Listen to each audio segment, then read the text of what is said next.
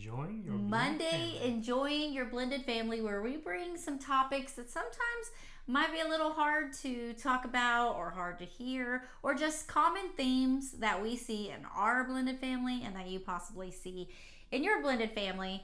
And we've done a lot in the last couple months with the mother and the daughter type questions, stepmother relationships, bio mom, those kind of things. So this is going to be true confessions from a stepdad.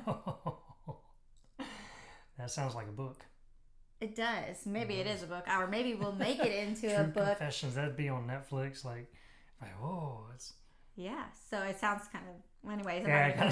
Okay. So sounds like that thriller type thing. Yes. Confessions of a stepdad. Oh no. So it's not going to be that. So it won't be that. Hopefully not. So I did tell him he does not know these questions that we are fixing to ask. That I say we like I'm multiple people, but he doesn't know what I'm going to ask, and I don't know really what he's going to answer. So y'all get the real raw responses. All right, so you ready to have at it? I think so. I'm a little scared, probably a little nervous as well, because I don't know what you're going to ask. Just being real and honest with everyone, I have not seen these. I don't have a clue on what she's going to ask. We kind of wanted it that way so that we can get some honest response, or maybe sometimes when we think about things too much that we can polish our answer. Right, yeah, for sure. So this is going to be more raw, and we really want to do that because we've talked before in the past on stepmother, stepdaughters, mother, bio-daughter relationships, and we had so many people reach out to us and reach out to Scarlett just saying, man, that was powerful. Like, I relate to that so much, and this helped. So if you haven't heard those episodes, you can go back and find those. We do have Confessions of a Stepdaughter. That's part 1 and part 2. That was powerful because we're interviewing our kids after we've been through the blended family growing up stages. So now they're young adults, and they are now entering into adulthood life, trying to find careers, trying to figure out their life. And we've been together as a blended family ever since they were from ranges 4 to 8. Yeah. So they've walked this process, and they've been through a lot of these hurdles and complications that we've had. And they have a better understanding of what their emotions were back then now than they did when they were actually going through it. So. And they're realizing things now that they didn't even know they felt back then. And that's where the power came in with those episodes, where it's almost as if for you listening, it's if I were to see my kids 10 years down the road, 15 years down the road, what would they say? So this is trying to help maybe give a little insight of what might be going on through your kids in your blended family.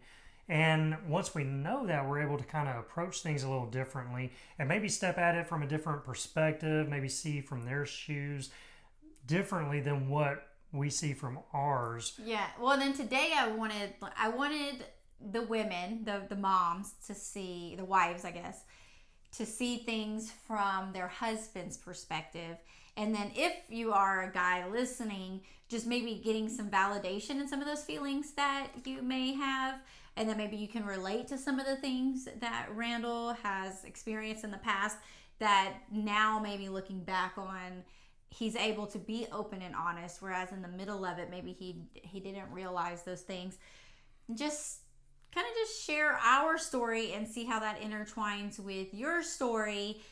And to me, if you can put yourself in someone else's shoes, like for the wives, if you can put yourself in your husband's shoes, you can approach things with a lot softer of a heart. We use that term a lot, like when we're praying for our spouse and stuff, or someone that we're having a hard time with, that God will soften their heart. So it's being able to soften your heart towards them and what they're experiencing because of the things going on in their mind that we don't always know because we don't ask the questions, or because they're dudes and they don't express themselves the same way. That's true. And as guys, we have more difficulties communicating. And as blended families, we talk so much. We share. In fact, we'll end up sharing our three key ingredients that we have. But our true belief is that for a blended family to see more success, you got to have all three of these things. It's got to be start with your mindset, the thing that you can control. You can control your mind, your thinking, your thoughts, your speaking, things of that, and it's learning ways to be able to really focus on that and to change maybe your perspective, see things a little differently. That can just have a world of change in your blended family. The second one's communication, being able to communicate healthy. This is where a lot of us lack because we don't grow up knowing how to communicate, and especially that's where I was going with this, especially for guys. We have a tendency to want to shut down. We have a tendency to try to work things out on ourselves, to try to be our own problem solvers and not include everyone because we don't want them to know, or we just want to show up with a fixed product and not necessarily see how we got there because we are problem solvers and we don't talk a lot. And that's shown all throughout science and the research that women do talk a lot more than men. That's in our DNA, right? Guys, we don't communicate as well, but we can learn to. And so that's kind of what we do. And the third is being intentional, which we talk a lot about as well because we bring that on Fridays. Yeah, Fun Fridays, all about being intentional with your family. But anyways, that was my rant on that. Going long story short, guys, we don't communicate well. They don't communicate. And they think that they're keeping it to themselves and that's helping. But let's be real, the whole family knows when they're struggling with something because just body language and demeanor and shutting down and I don't know. Well, and as guys too, as husbands, if we learn, because all of us learning, right? None of us know this stuff. Yeah. But the more that we learn to communicate healthier with our spouse, with our kids and stuff like that, we normally see a lot more benefits from that. Whenever we tend to hold things in, the more we see the negative consequences that come from that. We start pushing people away. We push our family members away and things of that. So it is learning how to do that and how to do that to where the other person receives it well. So that's a lot. And when you can have the hard conversations, we are true believers of this. When you can push past the hard part and have those real conversations, that's where true intimacy, whether it be with your spouse or with another one of with your kids, family member or whatever, we tend to want to avoid those. But when we can push past it and doing it in a loving, healthy way, then we can get to a deeper relationship on the other side. For sure, your relationships grow stronger, and ultimately that's what we all want in our blended families. We want to get outside of those hurdles and keep our relationships as strong as possible and continue growing and working on them. So, all right, you ready for this? I don't know. I think you're stalling. I was like, I think it's I don't know what's going to be asked, but no, it's good. I'm excited. I told him, I said, don't go easy on me, and he's like, oh crap. Oh crap! Are we fixing to have we're gonna have therapy here whole on therapy the podcast. session online? No, it's not like that. I just want you to be. I don't want you to tiptoe around certain things because you think it might hurt my feelings or whatever. Oh no, I got my boxing gloves on. Let's do this. Let's go. There's a difference of hurting me with your boxing gloves and like, hurting my feelings. This is Confessions of a Stepdad. Come on. Okay. And then just to be, I'm fixing to unfold. I'm gonna give a quick recap of his briefing before his life before me, because that did exist. What? Yes. There was a life before you of me? Yes. What? I know. Shocking. You can go back and read that chapter. So I'm fixing to tell you. I'm going to tell you your life before me. It's story time. Let's sit down and read a story. So we're calling it Confessions of a Stepdad, but really he is a biological father that was raising his daughter. So although it's Confessions of I like to be called BioDad because it sounds like I'm a superhero, but go ahead. Anyways, he is trying to get that one to stick. So here's just a quick briefing. So Randall was married previously. Then they went through a pretty hard divorce, I would say, separation and divorce that was prolonged, like in the courts and stuff. And ultimately, he ended up getting custody of Riley and moving back here to Texas because he was living in Alabama with his wife at the time and with Riley. So after that, he moves back here. He's just doing dad business, raising his daughter, and really moving back here because this is where all my family was. So I'm telling your story. Okay. Oh, I'm sorry. I'm just kidding. Hold on, let me sit back down. So he moves back here to be closer to family, to have support system and all of that stuff. And his mom really did help him out a lot during that time. Y'all lived with both of your parents for a short period of time when you came back, right? I thought you were telling my story. Oh, except for the parts that I don't know. I think. Oh, I gotta chime in and write the little footnotes. Yeah, so whenever I moved back, and moved in with my mom and my stepdad.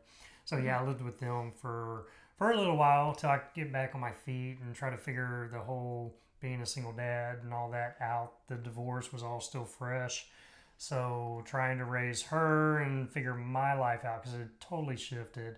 I was in my mid-20s by then, so probably mid to later 20s, yeah, 20s. probably 25, 26, so around there. So yeah, just kind of had the rug pulled out from under me, so trying to figure life out again. Okay, and so y'all, once you'd moved back here, and I was just saying about you living with your mom and stuff, because me and Riley, when we were driving back from Thanksgiving, we were talking about like that time period and like how much she remembered or didn't remember, and about like if you cooked dinner, like she didn't really remember that because y'all ate at your mom's. Oh, then a yes. lot during that time period. Well, even when I was in Alabama, I cooked all the time. I mean, but my meals were like hamburger helper and. I think she was Now beef stroganoff was my thing. I could cook a mean beef stroganoff on my own. He doesn't cook much here in the house because he doesn't really have to. But when he does, it's very good. And I always think, why am I the one doing this on a regular basis? Because he definitely is way better at it. His is more with love and passion when he's cooking, and mine's like out of necessity. But anyway, you have time I have time when I cook to do it, and you're normally having to if it was flipped, then it would be the opposite. So I'd be like, Okay. Anyway. So off topic. We were just talking about. Or was that the question? No, that was not the question. Okay. We were talking about some of her earlier memories and y'all moving into the house that she remembers the day that y'all moved in together. We did. So Randall's So yeah, I bought a house after living with mom for a time, then ended up getting my own place, and yeah. And I don't think you were necessarily looking for a date. Like you weren't that. This is sort of the first question. Okay. It's the pre-question to the question. Pre-question to the question. You weren't out searching for anybody, correct? No. I know you did go on a couple dates maybe before me, but. No, not really. I'm more of that homebody. I am very introverted in personality. So no, I went almost 3 years without even seeing or talking to anybody after the divorce, honestly. So had I wanted to, yes. But did I? No, because I never got out. I didn't, I worked, I came home, took care of Riley, and that was my life. And so no, I wasn't out searching. So did I want to? Yeah, I wasn't good at it. Well, and to set the stage for you, because one of my questions is going to kind of go off of this, and then there was some date that he went on with some girl from his bank. So was that, just without going into the whole story, was that just like encounters, like y'all saw each other and there was like communication, or someone set y'all up? Yeah. So this part of me not getting out, right? So when I go cash my check, that's how I got out. One of the bank tellers, liked me, and I thought she looked cute, so. And really, I'd only seen her because I went through the drive-thru window, too. So I only saw her from, like, the head up. And never saw the other half. So, I never, but, yeah, no, I did a bold move, though. It was kind of funny because I was just, it had been many years, and I called the bank. Oh, that is pretty bold. And I asked for her, and so, yeah, it was this whole big thing. But, yeah, long story short, we never went out. We just talked on the phone. Okay. Well, Randall is very good looking. If you haven't seen him on YouTube, you should definitely. If you haven't seen him, he's something worth looking at. He hates. Let me tell you. He hates when I do that. He hates when I brag on his looks or his beautiful eyes. But anyways. Because beauty's in the eye of the beholder, right? So I mean, beauty's different to everybody. Just suck it up. And but I'm glad you think I'm beautiful. Yes, you should think your significant other is good looking. Okay, no matter what anybody else thinks, you should think that. So I say that because it's going to play in one of the questions here in a minute. But then along came me, and I was brought into the picture because my friends' kids were on the same softball team as Riley, as his daughter was on. And so they told me about him. They thought he was a good-looking, working man that was taking care of his daughter. So I come into the picture. I check him out. I'm not going to tell the whole story. Maybe if you guys want it, one day we'll do a whole podcast on the story. But I don't think we've ever done that, right? We haven't. But yeah, if if you want to hear the whole story, messages. Let us know, and We might do something if there's enough interest. Like we're all like, okay. Go ahead. Anyways, I come into the picture and we have the encounter that we do. We're meeting, and you find out that I have kids. Mm-hmm. What was your initial thought of somebody that's not really out there looking for dating, looking for a significant other? Now you find somebody that's possibly a candidate, but she has kids. Mm-hmm. What was your initial thought of dating someone with children? My initial thought was, it really didn't bother me. In fact, it was almost kind of a good thing in a way because I knew you were where I was. Okay. And so, it's kind of, you have kids, so you understand the process. You understand parenting and stuff of that. If you're bringing, for me, and I was open to, like the bank teller, she didn't have any kids, so really, honestly, with or without kids, I was just looking for a person that I was compatible with. So you having kids was not a red flag or anything for me. I'm like, okay, well, she relates, we kind of have that now. You had 2 kids, and I was like, oh, okay. It's like challenge accepted. But yeah, no, honestly, I didn't know what it would look like. I was looking more for compatibility than I was where you were at, with kids or without kids. So. Okay. So yeah, I'd never asked you that. I don't think we ever really had that conversation. So I was curious because I figure there may be some guys out there that either, because I hear a lot of people as far as women say, like, if I would have known, I would never have dated someone that has kids again. That would be a deal breaker. But for you, and at that point you hadn't experienced life married to somebody, like if you had to go back in time, would you walk the same road, or would you have been like, crap, that was hard? Told you the questions were kind of hard. Yeah. I mean, where I'm at right now, no. Right? Because what about when we were in the rough of it, like 4 years ago? I'm not going to say that there weren't times that I didn't question. That I didn't have moments of saying, you know what, maybe we should cut our losses and go the other way. But in reality, I knew, if I sat there and thought about it, and that's what I do. I don't just act on, momentary emotion. I actually have, I'll take time to sit there and think about it and walk through the process. What would it look like if I did this or if I acted this way and whatnot? And me looking at it, it's like, okay, if I in here and think the grass is greener on the other side, that's not the case, because now you're just opening up another door and you don't know what's going to be behind that door. So it could be anything. It could be something beautiful, or it could be something devastating. Be something uglier than me. And actually, for me, I hold it on my faith, because if I wasn't a believer in Christ, then I probably would have walked away many times, honestly. It was my faith that, knowing that God had you in my life for a reason, and he knew that we're compatible, and I know it wasn't an accident. And so, in my worst moments, that's kind of what I felt, my faith, God always taking me back to, like no, this is the plan and everything. And I can honestly say that every time that we've walked through the hard things, it's brought us closer together. This is true. I can say every one of those hard things, and looking back now, if I had cut it loose, it'd be starting all over again. And I think for me, I've been there, you've been there, to where it's like, we had a failed marriage, and we know the pain that put our kids through. And then knowing that as well, like, man, then I'd be dragging my daughter through another relationship, bringing in another person, and then what am I showing her marriage is like as well? So that I'm not willing to stick through the tough stuff to, knowing going in initially, no, I didn't know all the hard things that we would have in a blended family, because I'd never been in one. Well, I take that back. I came from one, right? Yeah. But I'd never personally been the husband in one. So, not really thinking along that line. I think initially it's more just that attraction. It's more of the connection, things of that. Then you start getting into the relationship, and then you're like, oh, this isn't just easy. It does take work.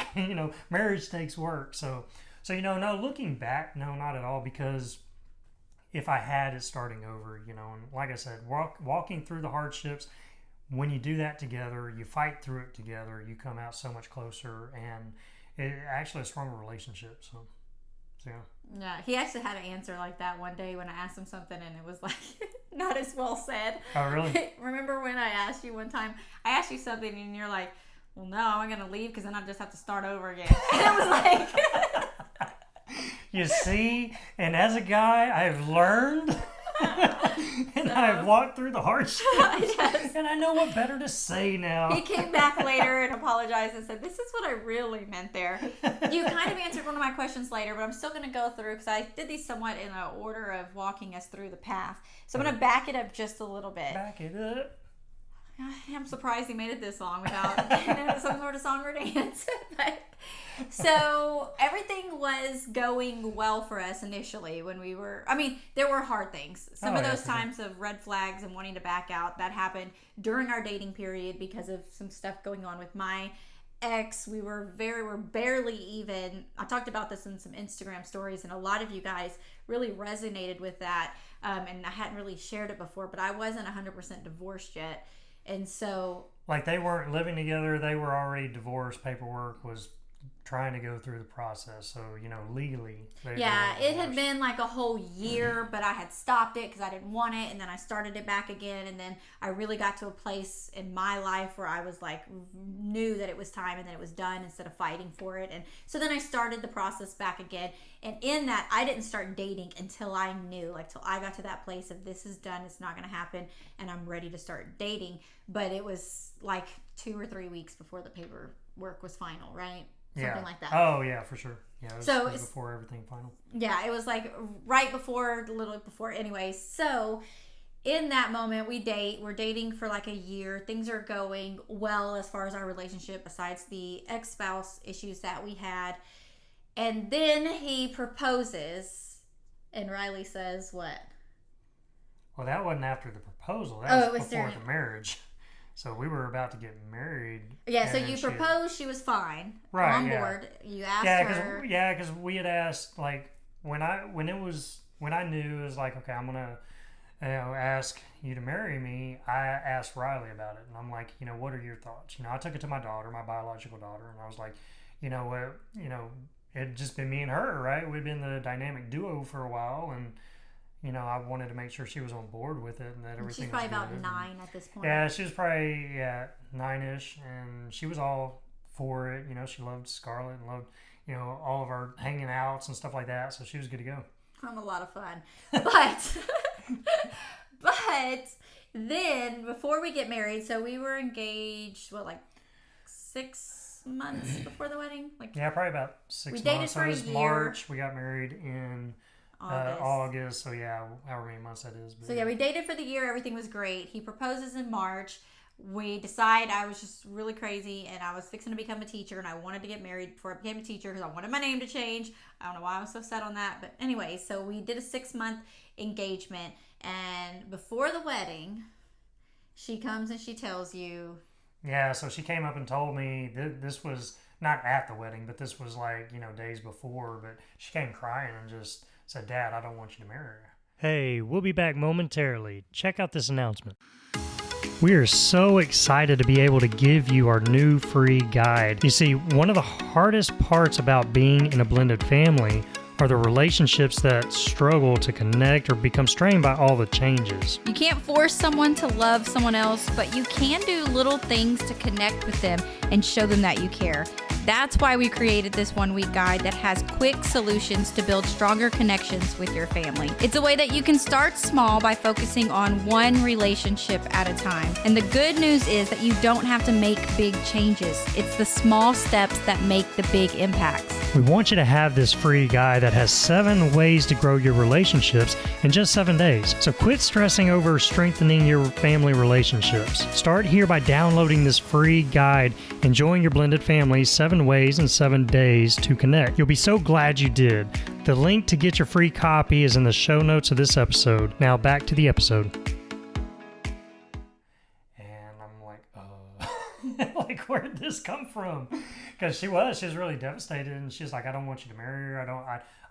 I don't like her anymore. I don't want this to happen. And she got cold feet, and I'm like, well, babe. And so we sat and I talked with her and just kind of talked through the good things and what would the benefits and kind of in my mind, I'm like, what the crap, where's this coming from? And so that was my question: is what was going through your mind? Mine was kind of torn a little bit of why is she thinking this? Why is she saying this?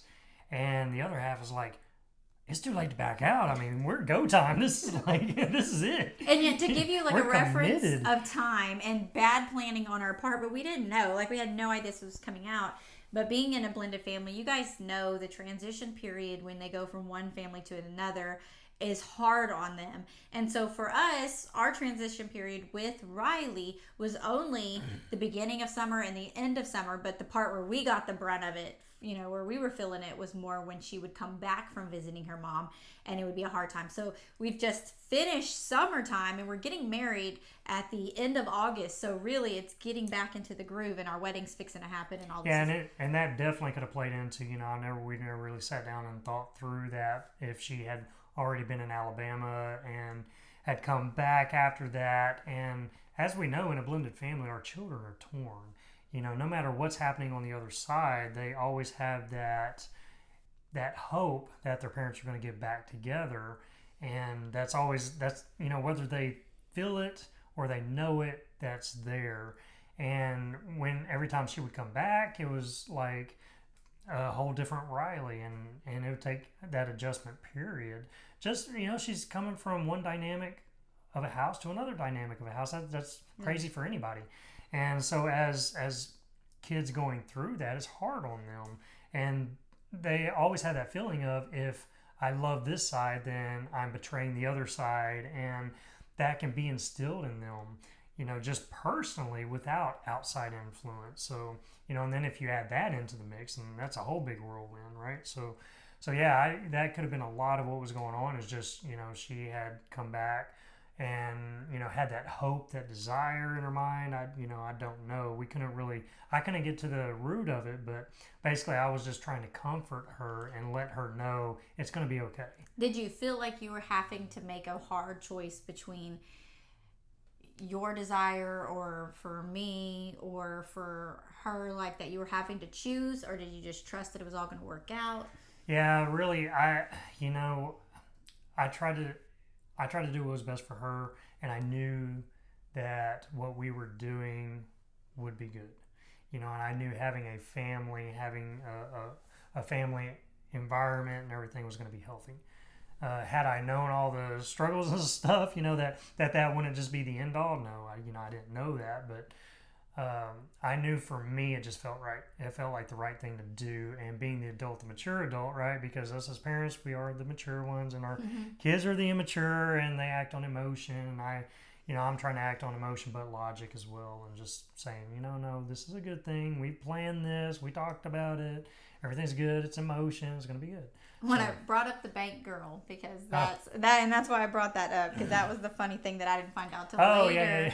Yeah, no, she did. Yeah, whenever she said that, she said, "Don't marry Scarlett. Why don't you just go back to the bank girl?" And she didn't even know her name. She just called her the bank girl. And I'm like, she was just grasping. Yeah, she was just grabbing at straws, and I died laughing. I'm like, inside I didn't laugh, in that moment, but I'm like, what in the world? So yeah, and that was never going to happen regardless, but that's another story another day. But yeah, no, it was just that, initial shock of like, where's this coming from? And then just trying to comfort her, letting her know, no, it's going to be okay. So calming her down, and yeah, no, I mean, I'm not going to say that there wasn't a moment like, man, should I? There were some thoughts on that, but as, I would think through the process, it's like, no, this is the good thing. So.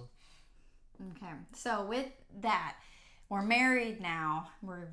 Things are going, down the road. At what point, like, what was the moment, if you can pinpoint a moment or an issue that you were like, I don't know, like, if this is going to be able to work out?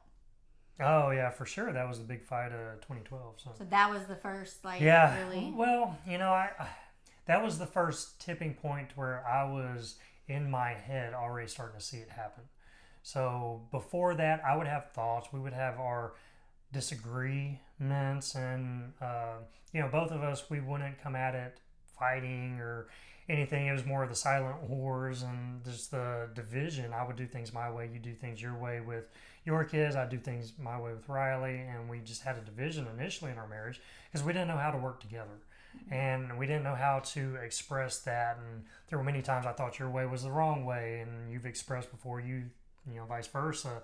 And so, we kind of always had this quiet competition, but then there led to some of that, like, this just stinks. And, just that division really started wedging us apart a little bit through the tough times.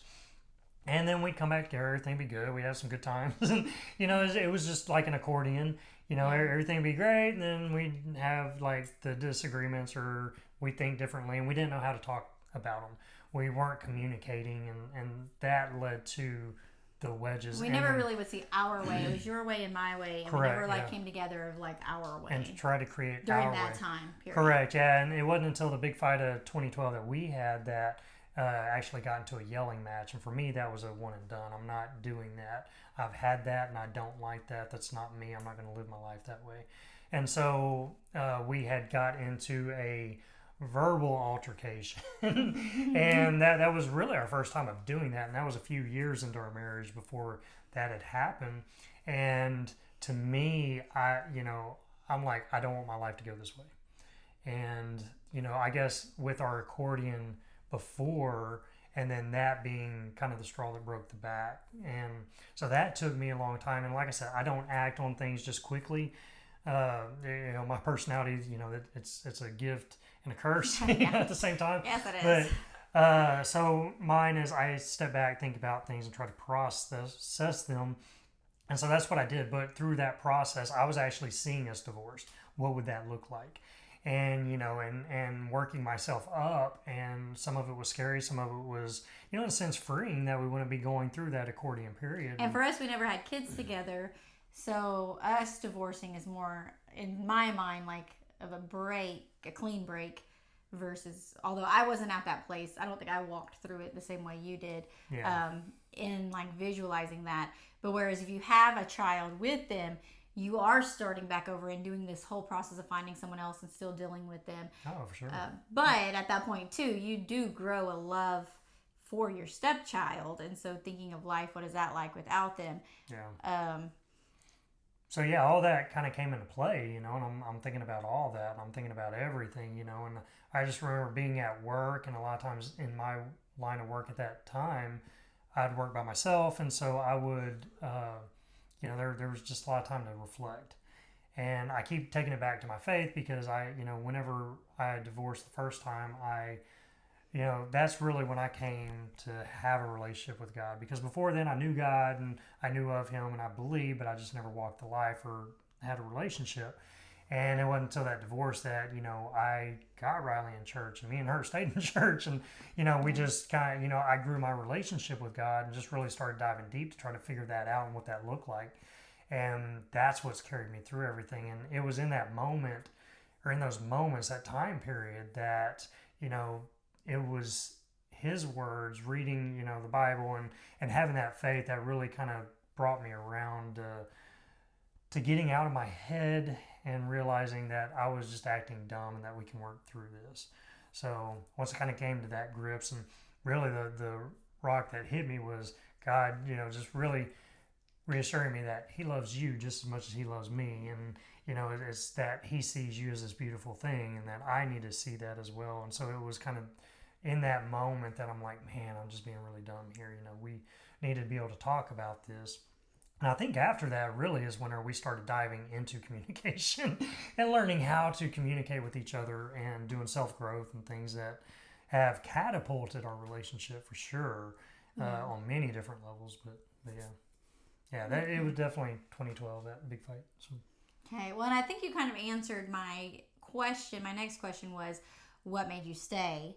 So I think you just kind of pretty much said that was... Yeah, I kind of wrapped all that up. So in the same thing. Boom, look at me. So I'm like an overachiever. I'm like answering questions before you ask them. Yeah, you are amazing. I'm a BioDad. So what would you say, leaving someone with advice that's in the trenches of it, or I guess could be at the beginning, but I feel like, wrapping this up, those that are in the hard part of it and they are questioning, they're hitting these walls with the relationships with their spouse or with their kids, what would you say to them? So as from a dad's point of view, a stepdad, or a dad, a dad's point of view, yeah. Okay. Advice. So, yeah, really for me, my best advice for anyone, for any dads in a blended family going out there. I know we kind of shifted from a stepdad to a just dad in a blended family. That's why I paused just then. I was like, really, a lot of my questions had to do more with you.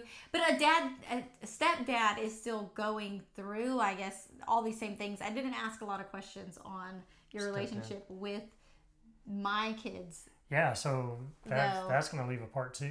We got to do a part 2 because I felt like all of this was like setting the stage. It's more, you have a dad being in a blended family, being a stepdad and a BioDad on the same. So see how we've allowed this to morph into this, and we know God will use this for whoever listens to this. But that does stir up, we need to elaborate on the next episode on the stepdad part of it. But being a dad, I mean, my advice for any dad listening to this that's in a blended family is have faith.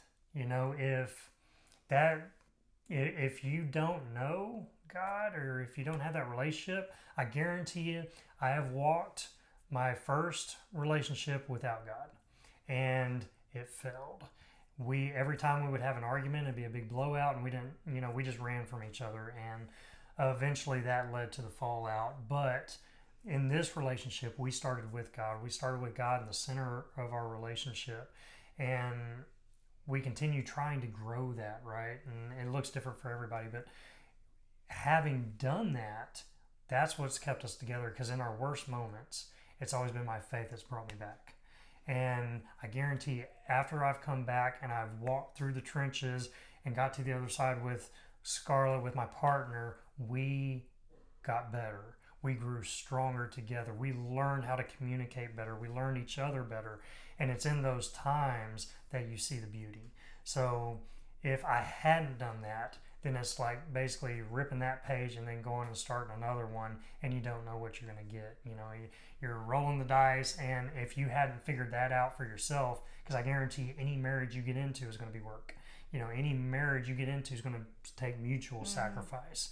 So it's being able to submit to your wife and her submitting to you and saying, listen, I love you. We're going to get through this.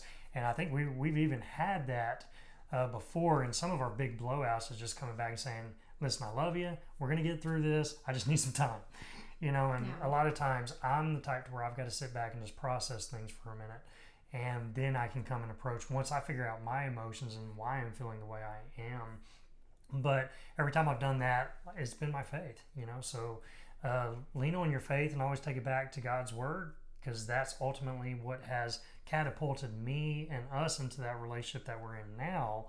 That had I not done that, we probably would have ended in a divorce. We would have been another statistic out there just trying again and been on, and the more marriages you have, the worse the statistics look. Yeah, higher it gets. Yeah. So it does, and I didn't want to be that either. So, but the more that we do work through it, the closer we get. So encouragement, whether you have faith or not, that will get you there quicker. But the other piece of advice is, if you're trying to figure out what that looks like for you, just continue walking through the trenches and know that you married her for a reason. Always go back to those good points. Start writing out the good things about her that attracted you to her. Whenever we get into these altercations or disagreements, we tend to focus on the negatives of that other person. And when we focus on the negatives of that other person, it starts driving wedges in between us that spreads us out even further. But ultimately, you can see the good in someone just as much as you can see the bad. So it's on what you choose to look into, right? The whole mindset. Yeah, it made me think of in the blended family success, the 3 key ingredients, and that the thing you walk them through, sort of like I don't know what you call, like a meditation. It's almost like a meditation thing to bring you back to that initial moment of when you and your spouse met. Is resurfacing that, because so much we get into the trenches of life and we forget that. We forget, why did we fall in love with that person and what really attracted me to that person, and we take it for granted, right? I live in flatlands, right? We live on the coast where everything's flat, but if I lived, I love seeing mountains, but if I lived in the mountains, it would just be like, I see them all the time, big deal. And so I think that's what we kind of do with our spouse as well, as we forget those beautiful things and that we enjoy seeing, that we enjoy about each other, and we can start focusing on the negatives. So it's really, whenever we're having those altercations, bring it back to the positives and refocus your thoughts on there. Even start listing them out if you need to, if it gets to that point. Hey, and then word of advice to the husbands out there, share it. Tell them, because that'll make them just melt and fall back in love with you too. So yes. That's always a beautiful thing. So stick it out, because it's well worth it. Once you get through the trenches, you come out better and stronger together. So it's well worth it. All right. Boom, there it is. So high five. Hey, high five. There it is. That wasn't too tough. I like that. It wasn't too tough, but I was thinking all kinds of other questions. I really thought, just wrapping up before we move on, I really thought when I asked about some of the issues, we'd get into some of the stepdad part of parenting someone that's not your kid and all of that. But we've already went enough time in this one, so let's do a part 2. Yeah, we need to. Let's get into some of those issues that were causing that division, and maybe talk about the specifics of them and how hard that was to parent there. Yeah, for sure. Yeah, and if you agree, just give us a thumbs up on social media after you hear this and say, I need a part 2. Let us know, and if we get enough people wanting a part 2, then we'll dive deeper into that and get more into the stepdad part of it. So good stuff. Love it. Awesome. Hope you gain some value from that. Hope you're able to walk away going, man, okay, sweet. Because I'm sure people can see part of their story in our story, and that's the power of us sharing stories together, learning and growing from each other. So awesome. Listen, we love you. Y'all stay tuned. Y'all be encouraged. Blended families can have their challenges, but man, there's so much beauty in it. So y'all stay encouraged and learn and continue learning to enjoy it and have fun in the process. So we will see you on the next one. Bye, guys. Later. Hey, thanks for joining us today for another episode of Enjoying Your Blended Family. All the links we've talked about today, they're in the show notes below. If you've enjoyed listening, be sure to subscribe below. It's free, and it lets you know when we have another episode for you to listen to. And if you want to help us out, leave us a rating and review so that we can keep reaching more people. Until next time, remember to enjoy the moment.